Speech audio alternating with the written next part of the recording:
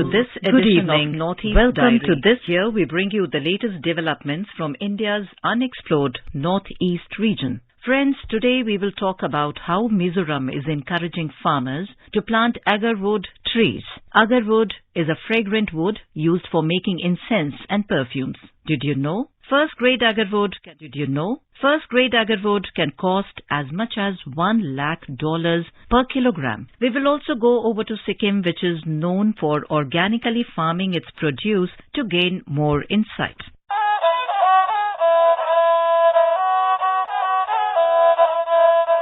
Agarwood is known as the wood of the gods, a product of the religious and cultural aroma. Agarwood is an economically important and fast-growing evergreen tree species native to northeast India. Now, after Assam, the Tripura government has taken all-out initiatives to encourage farmers for commercial cultivation of agar. The agar species are critically endangered, but in Tripura, due to adaptability of the land and low input for management and growth, intercropping adaptation could make agar a preferred cash crop. The Tripura government has released the Tripura Agarwood Policy 2021, which aims to double agarwood plantation by the year 2025.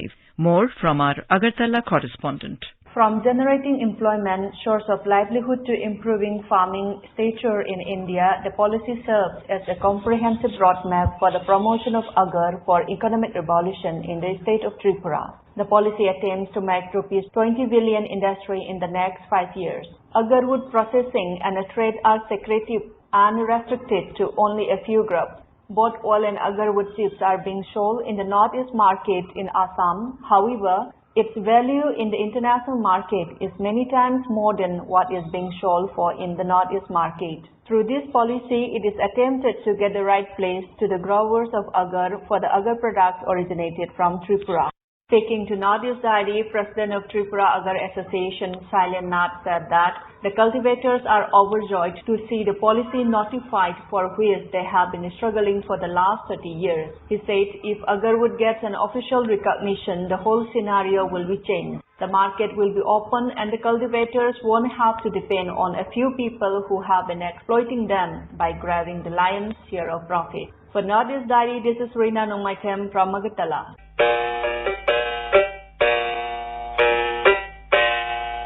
In a rare development that is expected to lend impetus to the ongoing holistic cleanliness campaign of Mokpungchuket village under Mokochung district in Nagaland, the Integrated Mountain Initiative and Zero Waste Himalaya has selected the village to implement a zero waste pilot project. The 8-month-long pilot project will be implemented by the Green Site project under the title Zero Waste Mokpungchuket, with resource support provided by Integrated Mountain Initiative. Let us hear more about this from our Kohima correspondent, Asuno.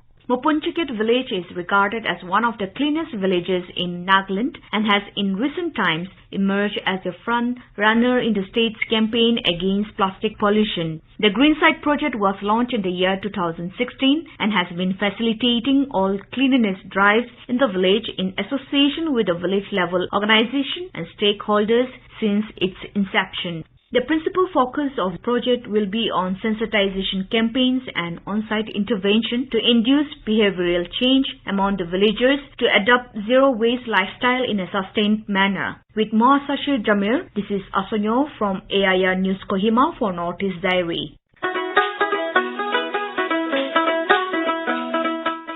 Sikkim, a leader in organic farming, has been promoting a broad spectrum of farming activities as a profession. This includes entrepreneurship based on such activities in rural areas, which has also led to empowerment of people through self-reliance.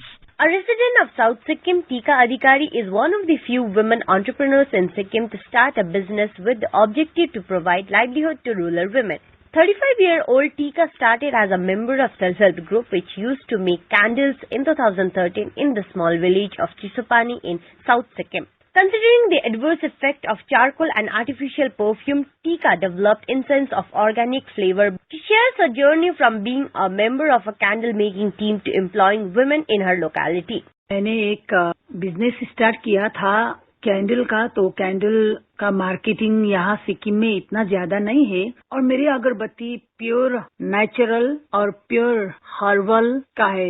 मैंने medicine के हिसाब से बनाया हुआ है। यहाँ जो hill area है उधर यहाँ एक जो नेपाली में बोलता है तीतेपाती, वो एक मेडिसिन प्लांट है। तो यहाँ सिक्किम में, नेपाल में, भूटान में जहाँ कहीं भी मिलता है ये तीतेपाती, तो ये तीतेपाती को मैंने स्टार्ट करने के लिए सोची और सिक्किम में सबसे पहले मैंने तीतेपाती का अगरबत्ती बनाया हुआ है। तो मैंने सोचा अगरबत्ती में जो बेनिफिट होना चाहिए वो मैं मेडिसिन के हिसाब से ये काम करूंगी। ऐसे सोचकर मैंने तीतेपाती का अगरबत्ती बनाना स्टार्ट किया 2016 से। ये हमारे अगरबत्ती जो है एकदम सा मेडिसिन है। इसमें हम लोगों ने तीतेपाती, सुनपाती, भैरुंगपाती, कार्डमम, चिम्फिन, टिम्बूर, तुलसी, मैरीगोल्ड ये सब लगा के सब मिक्स करके बनाया हुआ है। गांव में जितने भी दीदी बहन है, मैं दीदी बहन से जुड़कर काम करती हूँ। जिसके घर में जगह नहीं है, आयस्रोत का जगह नहीं है, कमाने में एकदम प्रॉब्लम हो रहा है, तो उन लोगों को मैं सोचती हूँ ये अगरबत्ती सारा इंडिया में फैलाना चाहती हूँ। अभी तो मेरा छोटा सा यूनिट है, पर फ्यूचर में मैंने सोची हूँ 200-300 दीदी बहन के साथ मिलकर कुछ करना चाहती हूँ और सबको आगे बढ़ाना है और खुद भी आगे बढ़ना है। By starting with a small loan from a self-help group, Tika supported her and many women's livelihood and managed to receive training from other states and neighboring countries including Gujarat, Kerala, Uttar Pradesh, Rajasthan, Nepal and Bhutan. She hopes this will drive medicinal plant farming including monkwort in Sikkim. With Saikat Sarkar, this is Parijit Sharma for Northeast ID from AIR News, Sikkim. In Arunachal Pradesh, people rescued an endangered red panda and released into the wild. A report. Arunachal Pradesh hosts innumerable species, majority of which still needs to be documented. Some Good Samaritan rescued an endangered species of red panda from downstream of Yargyap Chu River in Machuca subdivision in Siomi district and released it into the wild with the help of State Forest Department. Reportedly, Tony Mosing and Takar Kotin Mosu of Machuca town spotted the exotic animal, which was weak and clinging onto a log in the river. The duo rescued the red panda and handed it over to the forest department, who decided to release the animal in its natural habitat. It may be mentioned that red panda has been listed in the endangered species category by International Union for Conservation of Nature (IUCN) Red List. Red panda lives between 2,200 to 4,800 meter altitude, inhabiting areas of moderate temperature between 10 to 25 degrees Celsius with little annual change. The red panda is endemic to the temperate forest of the Himalayas and ranges from the foothills of western Nepal to China in the east. It is said that it may also live in southwest Tibet and northern Arunachal Pradesh in India, but this has not been documented. This was the first documented case of red panda in Siomi district, though claims of sighting the animals have been made several times earlier. For Northeast Diary, this is Rakesh Dole, AIR News, Itanagar. Today we bring to you an interview with an expert on INA role in Indian freedom movement. Hello listeners, today in our program Northeast Diary, we have Mariambam Sanjeev. He is a grandson of late Mariambam Koireng, who organized the INA operation in Manipur. Mr. Sanjeev has done a number of research work related to INA campaign during Second World War and also written a play on INA hoisting flag at Moirang. We extend a very warm welcome to you, Mariambam Sanjeev, on our show. Thank you very much for joining this program. I would like to come on my first question is that your grandfather, late Mariambam Koireng, organized the INA operation in Manipur. So please tell us about your grandfather and his role in INA in Manipur. First of all, I would like to relate the important things that the Battle of Imphal or Imphal campaign is a culminating point in the freedom movement of India. That Imphal was the decisive target of Indo-Japanese forces in the course of Chalo Dili mission, and on the soil of India, Imphal was the foremost in the advancement of Netaji and INA to liberate India. But William Slim, the then Field Marshal, tactically defended Imphal for blocking the penetration of World War through India. In the case of my grandfather, he was a social worker during that time, and he was the active member of Nikhil Manipuri Mahasabha. Formerly, there was a certain sacred message of Netaji to shift the cooperation of Manipuri people that the Imphal campaign was going to be on. So all the like-minded Manipuris would support the freedom movement of this Imphal campaign, that the Imphal is to be annexed, is to be conquered by the Indo-Japanese forces. So that message was entrusted to the one Kuki person, namely Lungdam. He belonged to the Tamil village of the Tengnophul district. Then he came down to the Sugunu town, then entrusted to the Dr. Gulabsan, the then medical compounder of that time. And then Dr. Gulabsan entrusted the message to the Thoksom Ango, the active member of the Nikhil Manipuri Mahasabha. But that time it was very difficult to tackle the message because Imphal was totally under the control of British imperialism. So they have to do certain things. That means they have to resolve the matter that the Manipuris would like to extend the cooperation to the INA or not. So they need to hold a meeting, but it is to be conducted in a sacred place. So they decided to conduct this meeting in very far places, that is in Jiri, that was situated at the border of Manipur. Then the meeting was held. It was resolved that the Nikhil Manipuri Mahasabha would extend the cooperation to the INA movement and would like to exist as a part of Manipur state under the Indian domination, which was controlled by the INA, Azad Hind Fauj. That message was to be delivered to Netaji again. Then at that time, Kunja Bihari Singh, who related the things that there was some Buddhist monk in the Mahabali forest, so he would entrust the message letter secretly to this monk, then they will ultimately deliver that matter to the Netaji. That was the part of the espionage during that time. So due to the course of time, the 33rd divisions of the INA groups led by General Janagida and another Bahadur intelligence group, Colonel Shaukat Ali Malik of INA, marched forward from the Tirim side to conquer Imphal, and then they started to fight with the 17th British Division column led by Major General D.T. Cowan, and then they fight very strongly, and when crossed to this side to the Moirang, then the Indo-Japanese group pushed forward the whole British division up to Toronglawi. Then that British column was at Moirang of Seongbung. That was the first battle. Then another part led by the Captain Ito of the Japanese division pushed forward again from the Toya Kokilborn of the Kumbi side. Actually, they drive away all the British columns up to Posangbam. But due to the advancement of the night time, the British has the opportunity to take the position at the Bishampur Hillock. So they took the good position at the Bishampur Hillock, so the advancement could not be proceed further. Afterwards, Moirang was totally liberated. At the early morning, Kumang Kanglen, the one native of the Moirang, came across the Colonel Shaukat Ali Malik and the Naki Ahmad Chowdhury, who was the Manipuri Muslim during that time, and he was an active soldier of the INA.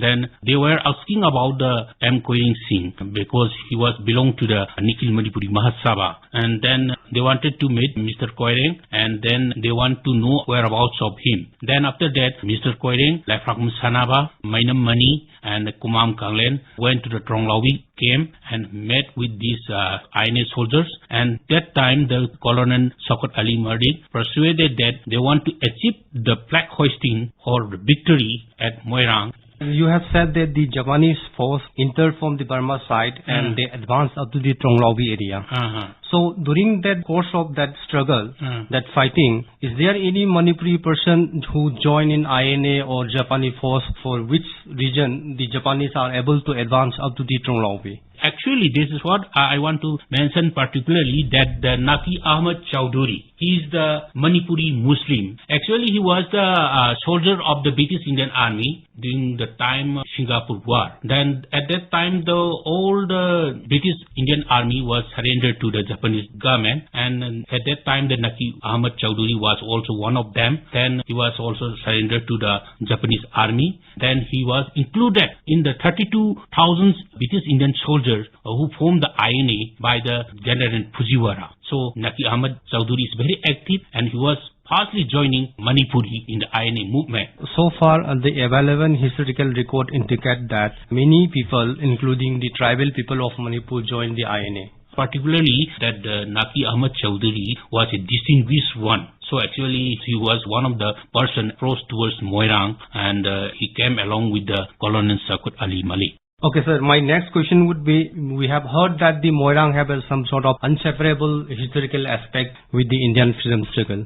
So can you tell us why Moirang of Manipur is very important in the history of Indian struggle, and what was the impact of the victory of INA in Moirang on the Indian psyche? You know, the Moirang is the first place. Moirang is the first liberated town on the soil of India. That was announced by the Colonel Shaukat Ali Malik after hoisting the tricolor flag at Moirang Kangla on 14 April 1944. So Moirang, it was a very important place because it was the first town to be liberated from the British yoke during that time. So it is a remarkable place of the INA movement also, because this is the first place of India liberated by the INA. So can you relate some other freedom struggle related incident happening in those time in India, which has been impacted by the flag hoisting in Moirang? After communicating with my grandfather with these INA groups, then they persuaded to hoist the tricolor flag, bringing with the tiger at the middle. Then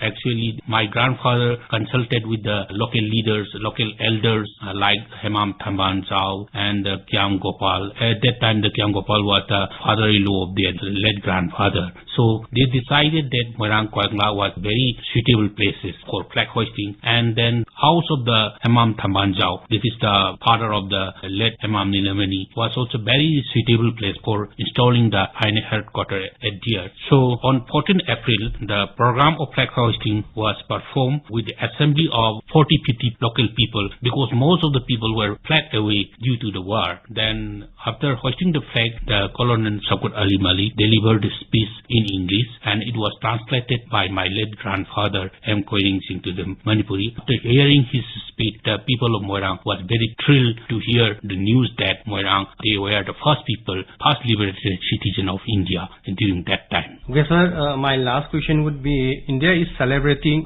75 years of independence. So please throw lights on the contribution of Netaji Subhash Chandra Bose in the Indian freedom struggle. Actually, that's why I'm going to write the story which was not reckoned in the Indian history till yet. The contribution of Netaji and INA for ultimately causing the British to leave India is hardly explored or explored till yet in the history account. That's why I would like to mention about the Battle of Imphal. It's a very important, it's a remarkable place in the history of India, because after taking Netaji's approach, that won the hearts of the millions of Indians, even those of the British Indian soldiers. Although the INA lost the battle due to Monsoon Act, it actually brought independence in India, as the Battle of Imphal inspired the massive strike and the mutiny from the British Indian soldiers, compelling the British to ultimately leave India. My last question, tell us about your grandfather, Mairembam Koiring Singh, and other locality of Moirang. Apart from them, do you remember any other important freedom fighter who joined INA during the Second World War campaign for the freedom movement of India, and the role played by those our freedom fighters? As a matter of fact, after sending the resolution of Nikhil Manipuri Mahasabha, means after getting the sacred message of Netaji, that message, it was the resolution that it was resolved that the whole Manipuris would like to assist the INA movement, and actually Imphal was the first target, and then afterwards they have to conquer Delhi. This is the important approach of Netaji Subhash Chandra Bose and INA. So voluntarily during that time, according to my late grandfather, not only the soldiers, there are so many villagers and residents of the Manipuris that they used to give the contribution like food and pieces and some things, even the money also they donate in the movement of Netaji. So Kumam Kanglen collected the contribution from the masses and then gave it to the INA soldiers and the Japanese soldiers, because during that time their supplies are very deficient due to the monsoon. So at that time most of the Manipuris have given the contribution to the Japanese and the INA. At that time, they are facing many deficiency due to monsoon. They have many lack of supplies during that time. It was made up by the local people of the Manipur and especially Moirang during that time. One more question. If the present generation or our future generation would like to know more about the INA struggle and the contribution given by our forefather, how they can get the records and historical aspects? Is there any institution or any museum in Manipur from where they can learn about the contribution given by our forefathers in the freedom movement? That's why I am doing my research work, because Indian history does not properly account the contribution of the Netaji and the INA. And I would like to mention that the Imphal campaign inspired a lot million Indians, not only million Indians, to the British Indian soldiers also. This was the most important factor to cause the Mumbai's mutiny, and it was the great effect to cause the British to leave India. So this is the most important thing. So actually I want to relate about the Battle of Imphal. It's a very important part, and because Netaji want to install the anti-British revolt in Imphal, if he can conquer Imphal during that time. That was his ambition. Okay, thank you very much, Mariamam Sanjit, for giving us your valuable time and insight into the details of Indian freedom struggle taking place in Moirang. Thank you very much.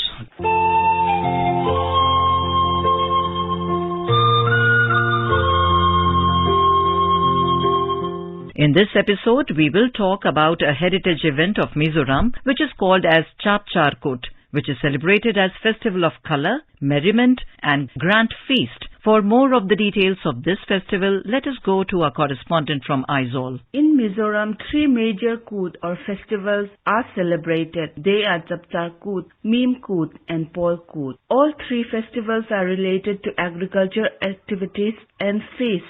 The most important and the biggest festival is Chap Charkut, which is celebrated in an all-pervasive fashion across the state. Talking about the festival, an official of Art and Culture Department, Vanlal Huma Singson, said, Chap Charkut festival is a gala where everyone can participate, regardless of age, sex, and even tribes or clan. It is a festival of joy and merrymaking where people gather at the open space of village chief's house and perform chai dance. Rice, meats of domestics and wild were enjoyed along with brewed rice beer. Normally, Chap Charkut is observed during the month of March. In olden days, the chief and his courtiers arranged the date for celebration of Chap Charkut. Most spectacular scene of the festival is the gathering of people wearing colorful traditional clothes and hats made from beads and parrot feathers. Also, traditional bamboo dance, Tero, is performed by only women members, while the men sit on the ground and beat the bamboos against each other.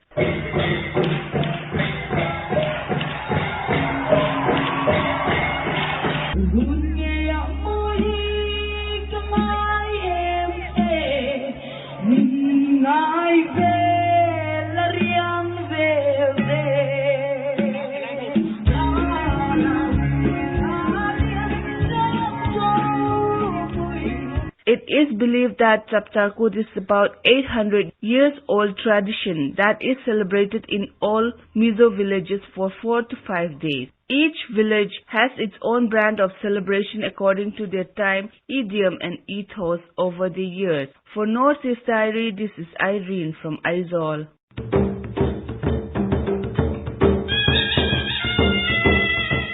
Meghalaya is one of the few states in the country which has bountiful rolling hills and rivers, remarkable biodiversity, varied tribal groups, Garo, Khasi and Jantia, and they have a peculiar way of life when it comes to community participation. A report. The Garo communities residing along the banks of Simsang River under West Garo Hills district came together to create a fish sanctuary 20 years ago so as to protect the fish population of the river and the ecology of Rombakre village and its surrounding areas. With a little nudge from the International Fund for Agricultural Development, by forming a natural resource management group, the villagers have managed to protect the population of indigenous fish species in the river and also create awareness among the community. Now the Songkal Wari Fish Sanctuary, commonly called as Rombagre Sanctuary, has achieved what and how it was projected. It has become the breeding place for fish, and it has multiplied into hundreds and thousands and also helps in increasing the fish population through the entire Straits of Simsang River. Bulbul S. Sangma, a member of the Rombagre Sanctuary, shares the reason why the fish sanctuary was created and how it is thriving. Since 1965, we started preserving this fish sanctuary and we were looking for government's assistance. And in 2003, IFAD has helped us. Fisheries Department provided us support for creation of viewpoints as well as Borang in 2013 at Fungaki Wari and Wachi Wari. Our ancestors had this tradition to preserve food for food, and now we also preserve fish to offer our deity during our traditional ritual, Agal Makka. We continue to preserve this age-old ritual and also to protect the fish and its dwindling population. The community decided in the presence of our village headmen to preserve our fish and established 2 sanctuaries at Wachiwari and Songkalwari in the Simsang River. Now our conservation efforts have yielded results, and the government department has really motivated us to continue with our conservation effort. The fish population has increased, and through people are not allowed to fish from the sanctuary. Since the population of fish has increased, local fish from the adjoining areas.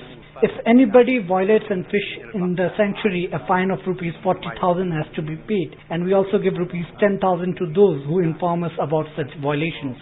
The fish sanctuary is now a tourist spot, and we collect 5 rupees each from visitors and 100 from a group, and we use the money collected for different activities in the village, particularly during funerals. People from different parts of the world and India have visited the fish sanctuary.